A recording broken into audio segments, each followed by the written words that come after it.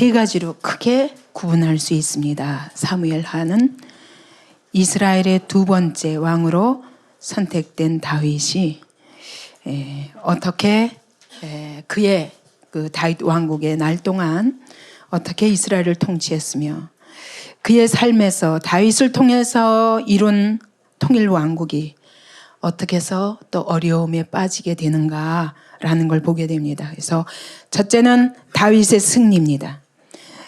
다윗이 철저히 하나님의 왕되심을 인정하고 하나님의 주권에 자기의 모든 걸음을 맡겼습니다.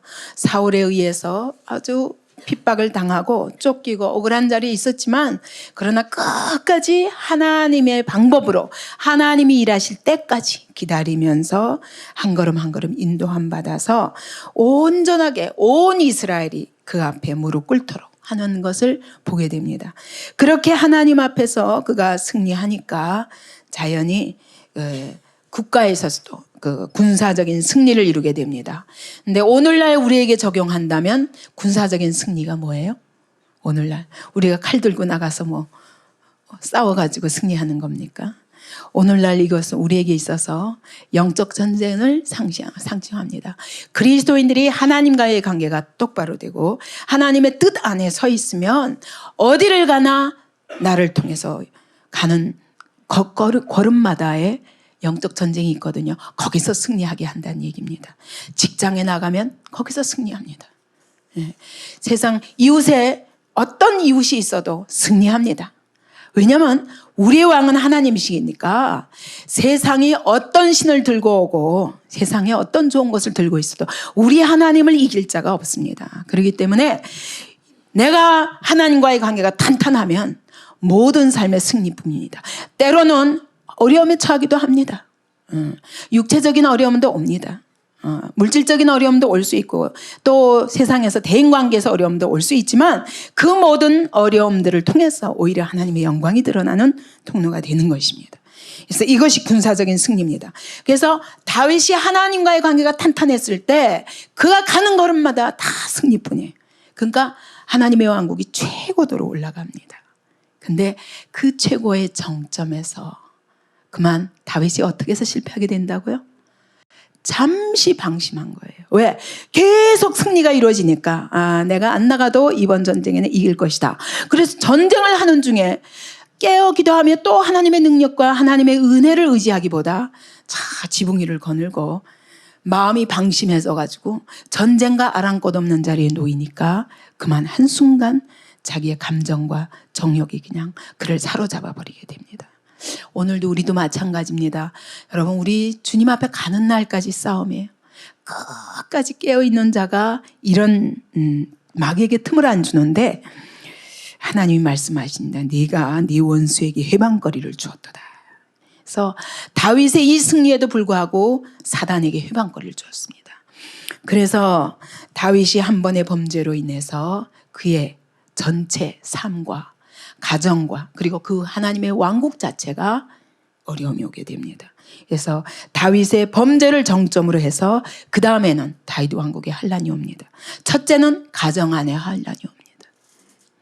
아버지가 그런 범죄를 가지고 있으니까 자녀들이 말할 수 없습니다. 이것은 그냥 온 게 아니라 그가 어쩌다가 한 번 방심한 정도가 아니에요. 왜냐하면 다윗을 보면 수많은 이방 여인들을 처첩으로 둔 걸 보면 그 안에 근본적으로 해결되지 않은 정욕이 있는 것입니다.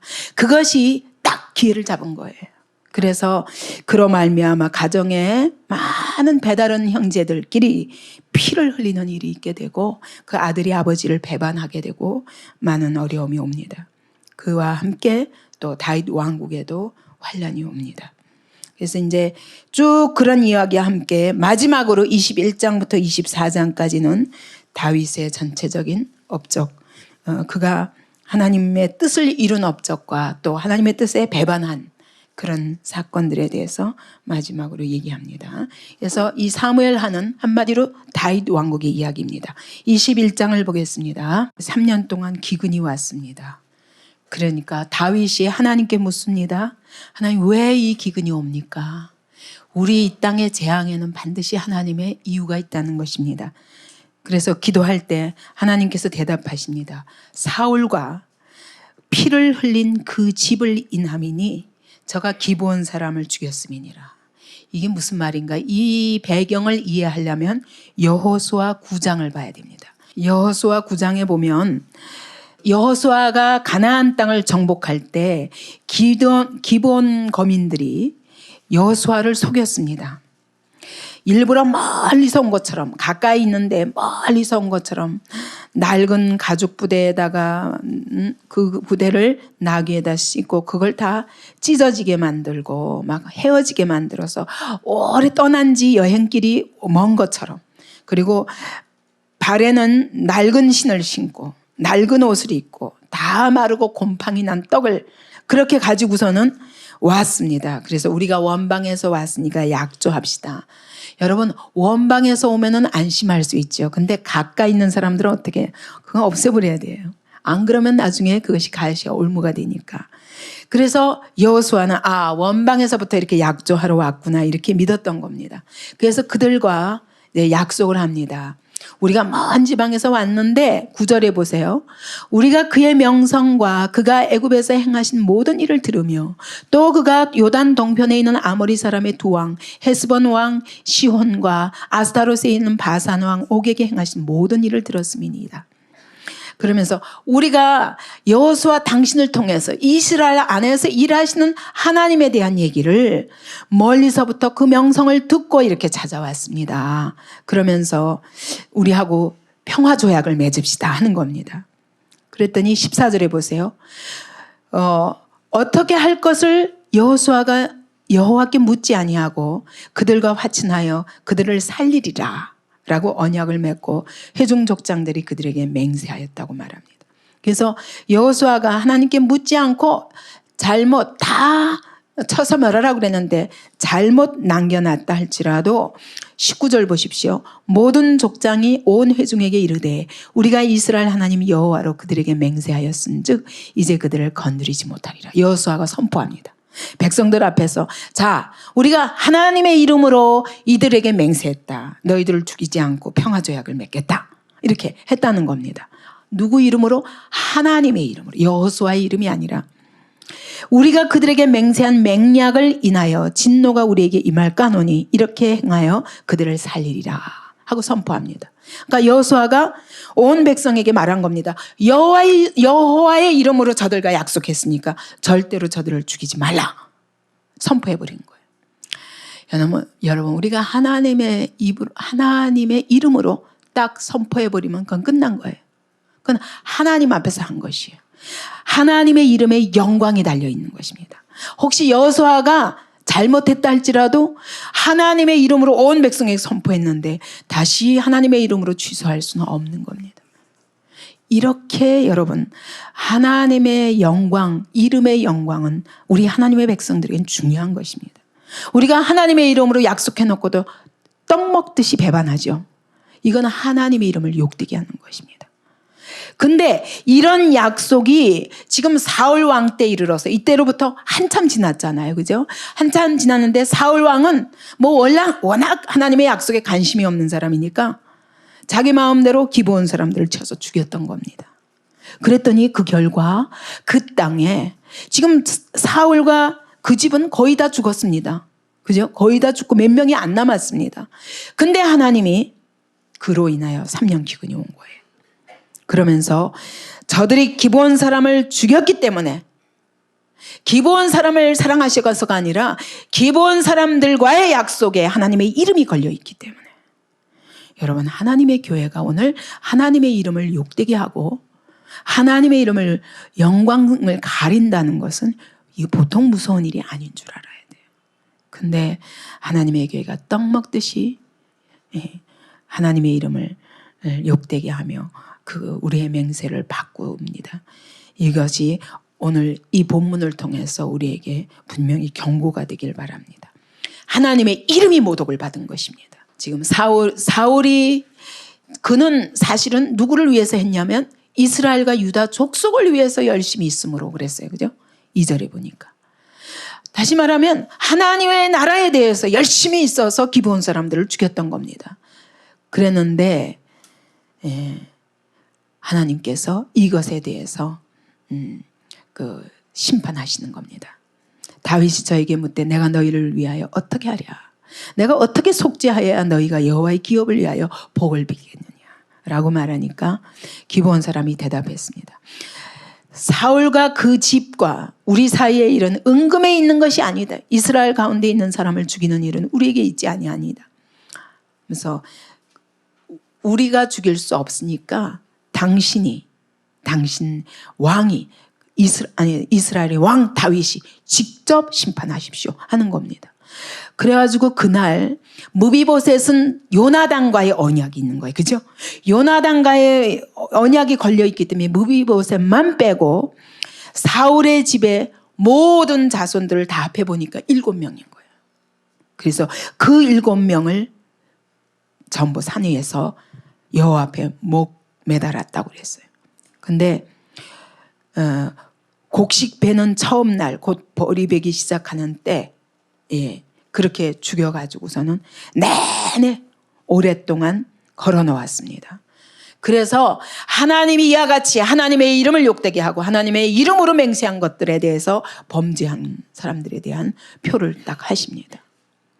그래서 그들이 죽음으로 인하여 7명이 죽음으로 인하여 3년 기근의 재앙이 끝났습니다. 여러분 이것은 또 이후로 우리 주님께서 우리를 대신하여 십자가에 달리심으로 하나님의 백성들이 거저 구원받는 것처럼 결국 죄의 값은 지지 않으면 끝장이 안 나는 겁니다. 여러분 너희 죄가 정녕 너희를 찾아낼 줄 알라 그랬어요. 사울과 그 집은 이 죄를 몰랐어요. 이스라엘 백성도 몰랐어요. 다윗까지도 이런 죄가 있는 줄 몰랐어요. 근데 그들의 죄가 그들을 찾아낸 것입니다. 3년 기근을 통해서. 그래서 이 죄에 대한 특히 하나님의 이름이 걸린 것에 대해서 하나님이 어떻게 일하시는가. 그 후에야 하나님이 그 땅을 위하여 기도를 들으시니라. 그때부터 하나님과의 관계가 회복되는 거예요.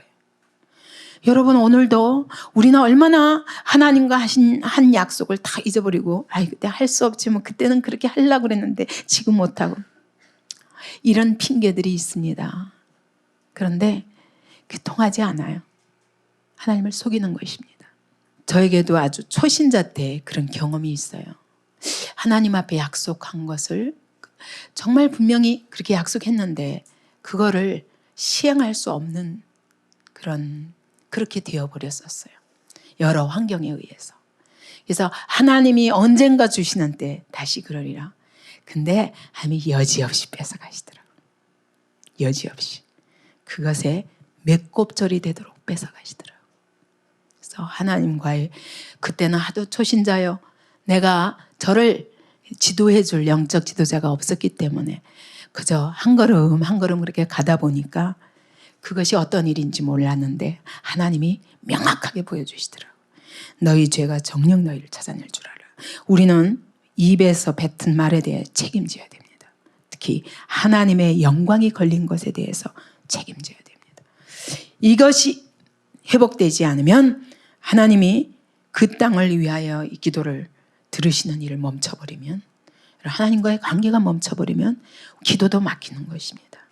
그래서 기도해도 왜 응답이 안 되는가 말하지 마세요. 하나님은 절대로 내 손이 짧아서 너희를 구원치 못함이 아니라 내 능력이 모자라서 너희를 구원하지 못하는 게 아니라 너희와 내 사이에 죄가 가림이 되었다 말씀하시는 거예요.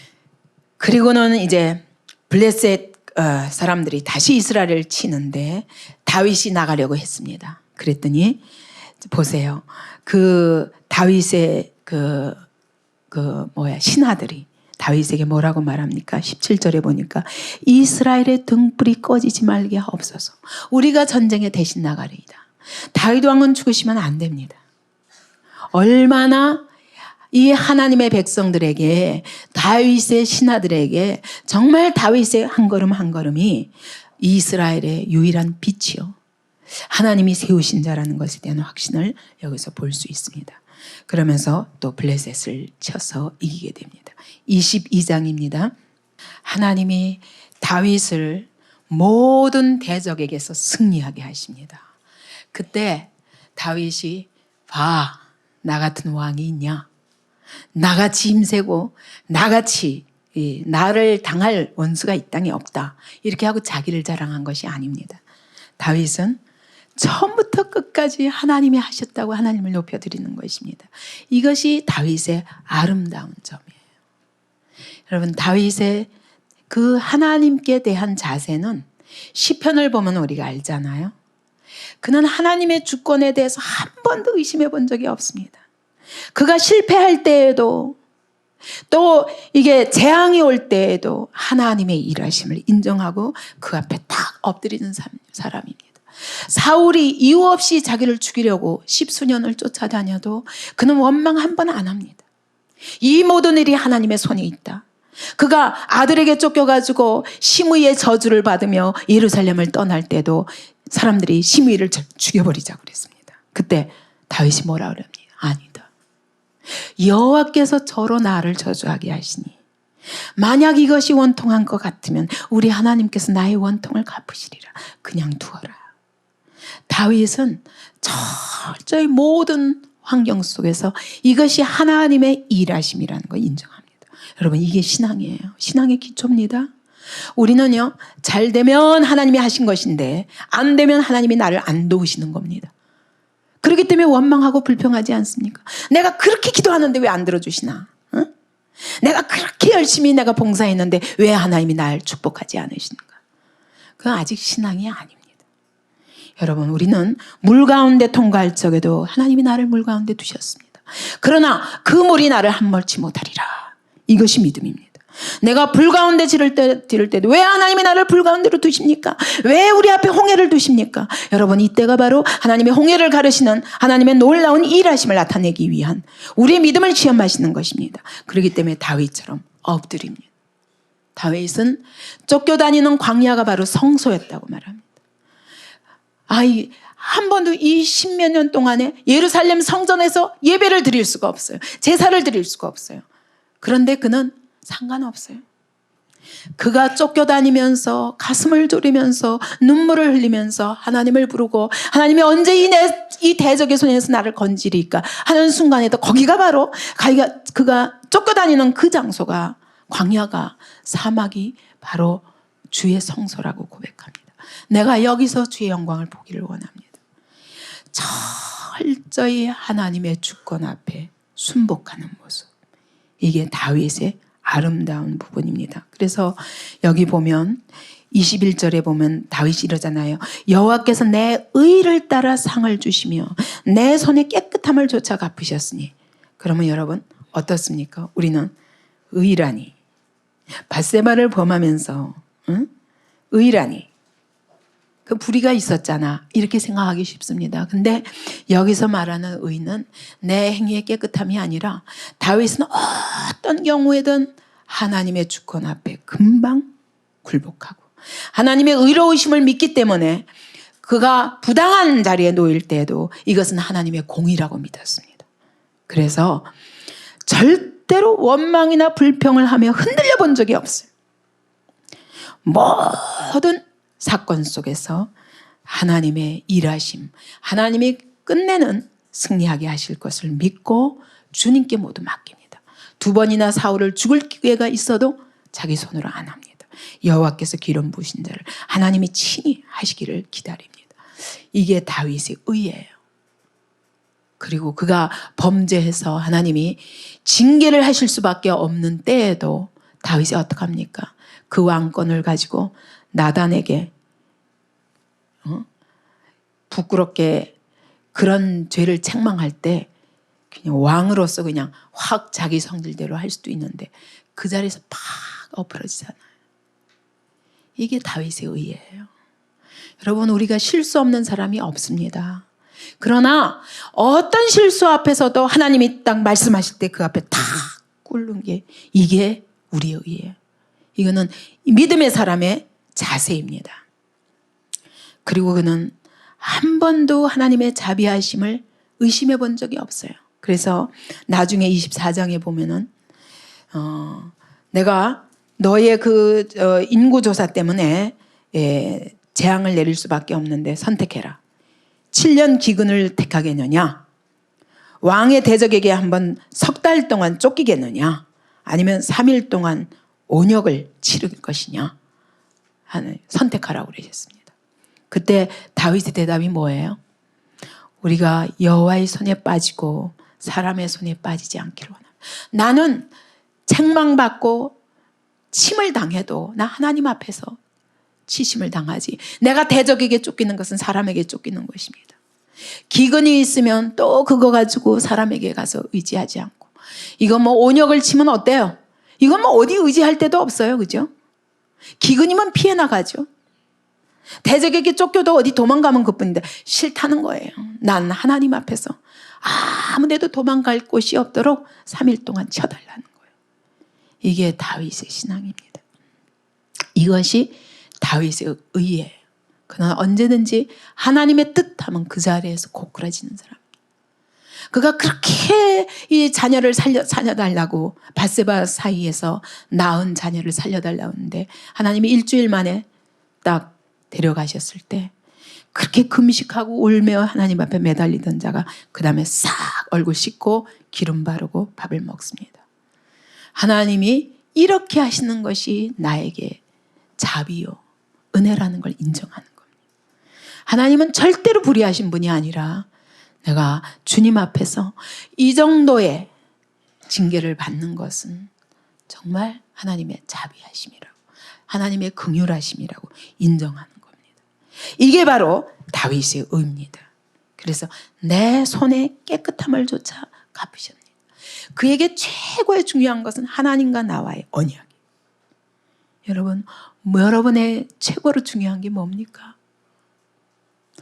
제가 이번에도 보면서 통곡기도회에 대교회 목사님들이 처음에는 이름을 내밀었다가 나중에 다 지워버렸습니다. 그리고 참석도 안 하셨습니다.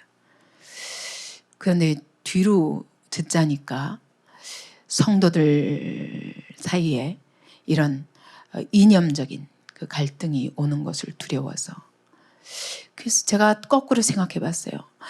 정말 우리가 그럴 수밖에 없다면 이와 같이 이렇게 성도들이 무서워서 이 성도, 내가 키우는 성도들도 하나님의 말씀으로 바로 선포할 수 없다면, 그러면 과연 우리 선조들처럼 일제치하에서 신사참배해라, 또 공산주의 앞에 굴복해라, 무신론 앞에 굴복하라 했을 때 순교한 사람들이 다시 나올 수 있을까, 이 땅에?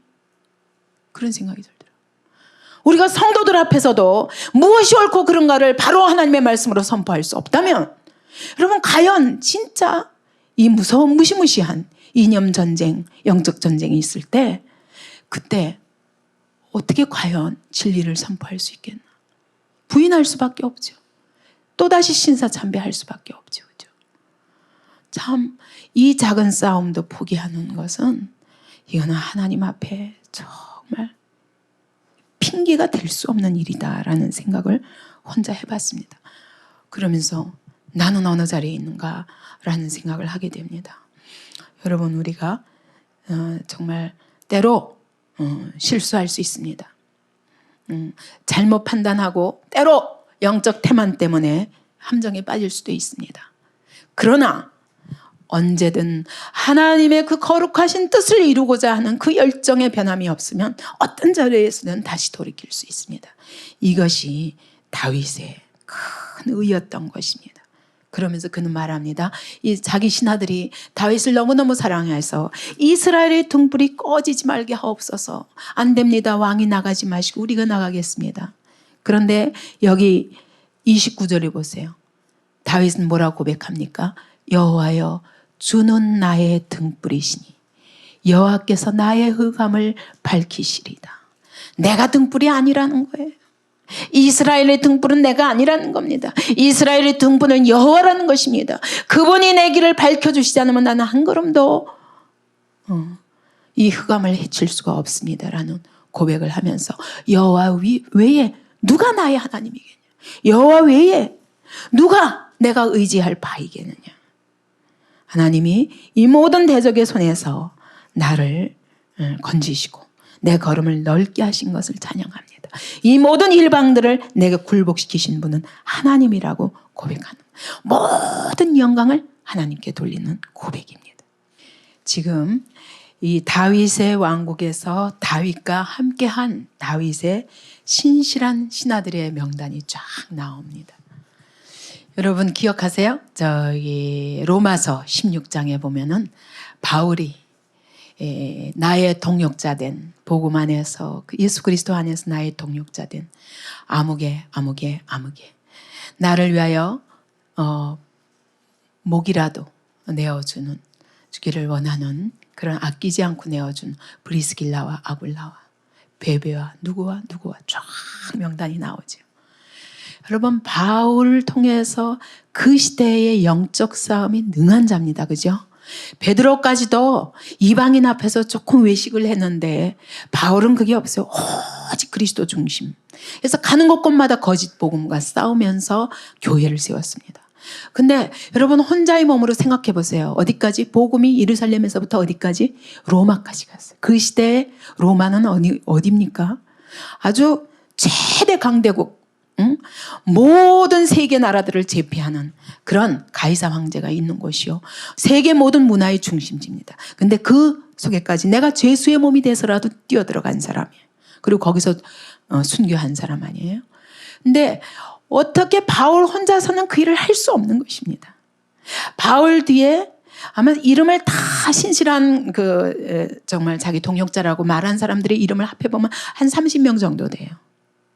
그런 한 30명이 바울과 함께 함으로 누가, 디모데, 아리스도하고 다 있잖아요. 그들 다 브리스길라, 아굴라, 이런 모든 사람들이 함께 때로는 이쪽에 가면 이번엔 누구 데려가고 에바브로디도 데려가고 이제는 자기가 떠나면 또 그쪽에 디모데를 남겨놓고 그러면서 자기 시대에 그 어마어마한 영역 지금같이 비행기 타면 왔다 갔다 할 수 있는 것이 아니잖아요. 그렇게 할 수 있었던 것은 바울에게 목이라도 내어줄 만큼 그와 안에서 일하시는 하나님을 신뢰하고 서로 깊이 영적으로 연합된 동역자들이 있었기 때문입니다. 근데 오늘 다윗 왕국도 마찬가지라는 거예요. 이 세 신하에 대해서는 어떻게 얘기합니까? 다윗이 너무너무 사모하면서 베들레헴 성에 저 우물물을 누가 그 얘기는 거기 가서 그 땅을 정복하기를 원해서 한 말이었는데 이 신하 3명이서 목숨을 걸고 거기 들어간 거예요. 들어가서 물 얻어다 주려고.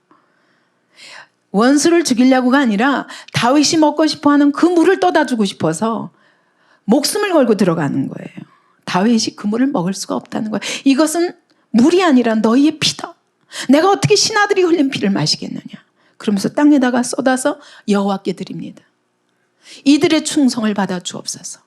이렇게 하나님의 전을 사모하고 하나님의 나라를 세우고자 사모하는 이 종들의 피를 받으시옵소서. 하나님이 받으시라는 거예요. 나는 먹을 수 없다는 거예요. 여러분 이거는 진짜 생명과 생명으로 연합된 그런 동역자입니다. 여러분 오늘날 하나님의 나라는 결코 혼자서 세울 수 있는 게 아니에요. 그래서 저는 안디옥 교회 숫자 안 많아도 좋아요. 그러나 이렇게 신뢰할 수 있는 동역자들을 하나님 제게 참 욕심도 많지만 제가 말해놓고도 하나님 앞에 그렇지만 정말 그렇게 주셨으면 좋겠어요. 왜냐하면 시대가 시대인지라 다윗 때하고도 또 다르고 바울 때하고도 또 다르다는 생각이 들어요. 왜냐하면 하나님의 교회들이 너무 복음에 다 속고 있으니까 거짓 복음에. 이럴 때 하나님 저에게 100명의 동역자를 주옵소서. 그러면 하나님이 우리에게 주신 미국과 중국과 홍콩과 일본에 하나님이 놀랍게 하나님의 나라를 견고히 세우시는 그 일을 감당하게 하실 것이다. 상은 똑같이 받을 줄 믿습니다. 근데 제가 제일 슬플 때는 여러분 저를 못 믿어주면 여러분도 망하고 나도 망하는 거예요. 앞장서서 하나님의 뜻을 이루기 위해서 여기다 목숨 건다고 생각하고 달려가는 저를 못 믿으면 여러분도 망하고 나도 망합니다. 하나님의 나라가 망합니다. 그래서 히브리서에 보면은 바울이 그랬어요. 너희를 인도하는 자에게 순종하라. 그는 마치 하나님 앞에서 내가 회개해야 될 것처럼 너희 영혼을 위하여 경성하여 깨어 기도하는 자다.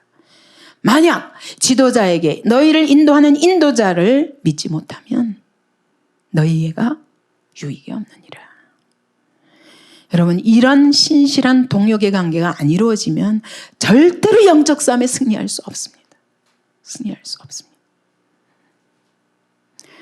제가 이번에 이제 교회사를 쭉 이렇게 훑어보다가 한국 교회사를 훑어보다가 주기철 목사님이 그렇게 그 옥중에서 고통하고 그 모든 식구들은 완전히 모든 그걸 다 끊었기 때문에 일제가 그러기 때문에 거기서 그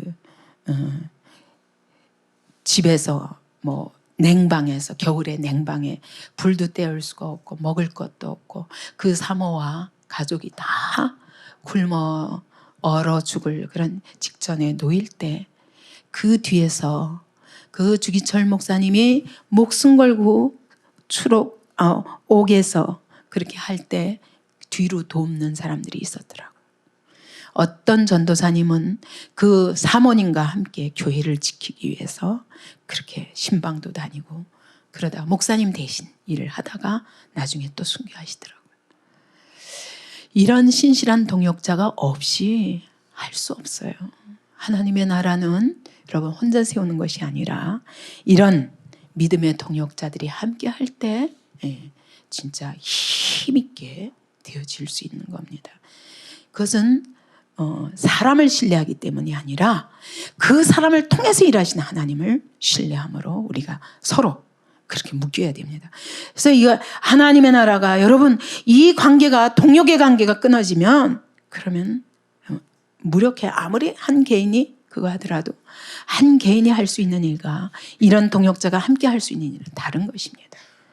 그래서 그런 신실한 관계를 이루기 위해서 서로 깨어 기도하고 허물이 있어도 기도로 함께 극복하면서 이렇게 나아갈 때 하나님이 이렇게 영적으로 무서운 시기에 여러분 우리가 배가 부르고 별로 눈앞에 보이는 문제가 없어 보이니까 뭐 좋다 하고 개인의 이기적인 생활에 전부 개인주의적인 그런 생활에 빠져 있는데 여러분 이 시대가 가장 무서운 때예요. 지난번에도 그랬잖아요. 마귀가 유럽에 있는 어떤 목사님이 그 얘기했잖아요. 마귀들의 회의에서 마귀의 대장들이 나와서 서로 자랑하는데 나는 온 땅에 제국들을 일으켜가지고 바벨론, 아수르, 애굽, 무슨 나라, 다 로마 이런 나라들을 세워가지고 수많은 그리스도인들을 순교하게 했습니다. 죽게 했습니다. 핍박했습니다. 자, 내가 잘했죠? 야야야 그런 건 소용없다. 죽어도 영생이니까. 저는요 사하라 사막에서 큰 모래 폭풍을 날려가지고 수많은 그리스도인들을 죽였습니다. 다 소용없다. 그래도 다 그들은 영생 얻었다. 맨 마지막에 어떤 사람? 나는요 기껏 부끄러워하면서 한 믿음이 좋다는 여집사 따라다니면서 끝까지 그를 추적해서 그를 실족시켜서 결국 하나님을 떠나게 만들었어요. 박수 쳤다는 거 아니에요. 그게 마귀의 전략이다. 여러분 오늘날은요 눈에 보이게 그런 걸로 우리를 핍박하는 게 아니라 어떻게 합니까? 유혹으로 우리를 죽이고 있습니다. 유혹으로 하나님을 말씀을 믿지 못하게 만들고 그리고 세상 쾌락을 더 좋아하게 만들고 현실적인 삶에 안주하게 만들고 하나님의 나라를 바라보지 못하게 만들어서 하나님의 나라가 아무것도 할 수 없도록 만드는 거예요. 깨어야 됩니다. 우리는 23장에 이 다윗과 함께하는 이 30몇 명이 불과하지 않습니까? 이 사람들이 37명이라고 그랬어요. 37을. 이 사람들이 그 시대 이스라엘 역사상 가장 강대한 그런 다윗 왕국을 이루는 핵심 멤버들이었다는 거예요. 분명히 여러분 우리의 남은 생에 복음을 위해서 이와 같이 함께 일할 때 하나님이 하늘 생명책에 이렇게 기록하실 줄 믿습니다. 다윗과 함께한 37명 동일한 상이에요. 이런 상을 받는 우리 안디옥 성도들 되기 바랍니다. 아멘. 마지막으로 24장입니다. 여호와께서 이스라엘을 향하여 진노하사 저희를 치시려고 다윗을 감동시키사. 무슨 말일까요? 하나님이 다윗에게 화를 내시는 겁니까? 지금 백성에게 진노하시는 겁니까? 백성이에요. 그럼 백성은 왜요? 인구조사는 누가 했는데? 예? 다윗이 했는데. 인구조사한 것이 왜 죄입니까? 예? 예, 인구조사는 사람 수에 그리고 군대 수에 하나님 나라에 힘이 있는 것이 아니거든요. 근데 인구조사를 했다는 얘기는 자, 이제 내 군대가 얼마나 되나 하고 재본 겁니다. 이거는 불신앙이에요. 하나님을 의뢰한 것이 아니라 자기 자랑이 좀 들어간 거죠. 그죠? 그러니까 하나님이 미워하시는 것입니다. 그런데 왜 하나님이 이것을 가리켜서 다윗을 감동시켰다고 그랬어요. 근데 이것이 원어로 보면 충동했다는 말입니다. 하나님이 다윗을 충동하셨어요. 왜?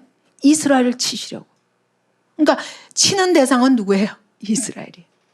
왜 그랬을까요? 왜 그랬을까요? 그래가지고 죽은 사람은 누구예요? 다윗이 아니에요. 누가 죽었습니까? 7만 명의 이스라엘인들이 죽었어요. 왜 그랬을까요? 그리고 다윗은 그때 하나님 이 백성을 왜 치십니까? 7만 명이 죽었는데 왜 이 사람을 치십니까? 죄는 내가 지었으니 나와 내 아비 집에다가 돌리소서. 그러면서 번제를 드립니다. 왜 그럴까요? 그래서 이것을 가리켜서 이렇게 해석합니다. 앞에 보면은 압살롬이 반역할 때 여러분 백성들이 어쨌죠? 전부 다윗 버리고 다윗을 쫓은 자는 소수였습니다. 많은 사람들이 압살롬에게 마음을 뺏겼어요. 그러면 이건 어떻게 된 겁니까? 뭘 안 바라본 거예요? 하나님의 약속을 안 바라본 거예요. 하나님이 다윗에게 기름 부으시고 다윗을 이스라엘의 왕으로 세우셨으니까 다윗은 곧 이스라엘의 머리예요. 하나님이 이스라엘의 머리로 다윗을 세우셨는데 이 하나님이 세우신 종을 거역한 거예요. 그게 압살롬을 따라간 사람들입니다. 뿐만 아니라 세바가 반역할 적에도 그랬어요. 다윗의 신하 세바가 반역할 때도 많은 사람들이 같이 다윗에게서 마음이 떠나고 세바를 쫓아갔습니다. 여러분, 이게 바로 이스라엘의 머리를 배반하는 것은, 하나님이 세우신 자를 배반하는 것은 하나님의 뜻을 바라보지 아니하고 하나님의 나라를 거역하는 것입니다. 그래서 하나님은 이스라엘을 치기 위해서 다윗의 마음에 인구조사를 하도록 마음에 충동을 주셔서 인구조사 해놓고 벌은 누가 받습니까? 이스라엘 백성들이 받는 거예요. 그래서 여러분, 하나님의 교회가 무력하게 하는데 사단이 어떻게 틈타냐면 지도자를 못 믿게 만듭니다. 지도자를 못 믿게 만듭니다. 다윗을 못 믿고 이리 왔다 저리 갔다 하는 동안에 하나님의 나라가 많이 무력화됩니다. 이것이 사단의 방법이에요. 오늘날 보면요, 참 하나님의 종들을 잘 안 믿습니다. 그러나 믿어야 할 것도 안 믿는다면 이것은 사단의 통로입니다. 그죠? 근데 다윗은 뭐라고 그럽니까? 왜 저를 치시지? 나와 내 아비 집을 치소서. 이것이 다윗의 심정인 거예요. 이것은 다윗이라기보다 이후로 오실 다윗의 후손 예수 그리스도께서 나를 치소서. 그래서 그렇게 기도하시면서 아버지여 저들의 죄를 사하여 주옵소서. 자기가 무엇을 하는지 알지 못함이니이다. 그러면서 그분이 십자가에 못 박혀 죽으시면서 저들을 사하여 주옵소서. 이 주님의 심장인 거예요. 그러니까 이것은 다윗의 이 모습은 오실 예수 그리스도 이스라엘의 중보자로서 그렇게 십자가에 달려 모든 이스라엘의 죄를 짊어지고 죽으실 예수 그리스도를 예표하는 것입니다. 여기 아리우나의 타작마당은 나중에 여기에 성전이 세워집니다. 바로 그 자리에서 여호와를 인하여 단을 쌓았습니다. 그때 하나님께서 이스라엘 또 보세요. 이 이 사무엘하를 보면 여러분 이스라엘이 범죄했다. 반드시 죄로 인한 징계가 따라요. 용서는 하셔요. 이건 구원에는 관계없어요. 그러나 여러분 우리의 삶에 하나님 백성들이 범죄한 것에 대해서 하나님 반드시 짚고 넘어갔어요. 너희 죄가 정녕 너희를 찾아낼 줄 알라. 그래서 꼭 징계가 따른다는 거 기억해야 됩니다. 그래서 여러분 우리가 예수 믿고 믿음으로 말미암아 의롭다함을 받고 하나님의 백성이 되었다 하지만 그러나 여러분 그러기 때문에 이제는 죄와 범죄해도 괜찮고 앞으로 지을 죄까지 다 사하셨기 때문에 이젠 마음대로 살자. 이게 아니라는 거예요. 어떻게 해요? 거룩한 백성으로 살 때 하나님이 우리의 전 삶에 승리가 있게 하십니다. 그래서 우리는 사무엘하를 통해서 이 다윗의 그의 인격과 삶 전체를 보면서 우린 배워야 될 것이 이것입니다. 여러분 한 사람이 하나님께 대해서 어떤 자리에 있느냐에 따라서 하나님과의 관계가 어떠냐에 따라서 그 삶에 순종으로 인한 축복이 오기도 하고 불순종으로 인한 심판, 징계, 심판이라기보다 징계가 따르게 된다는 겁니다. 그야 이와 같이 우리에게 많은 허물이 있다 할지라도 하나님은 우리의 실수를 보지 아니하시고 우리의 실패를 보지 아니하시고 뭘 보십니까? 예? 다윗의 그 믿음, 하나님께 대해서 어떻게 하면 그 하나님과의 관계를 회복할까? 여기에 모든 열망을 두고 그때그때 엎드려 즉각 다시 자세를 고치는 이것을 하나님이 그를 너무 기뻐하시고 내 마음에 합한 자라고 하셨습니다. 그리고 결국 그를 통해서 세상을 구원하시는 것입니다.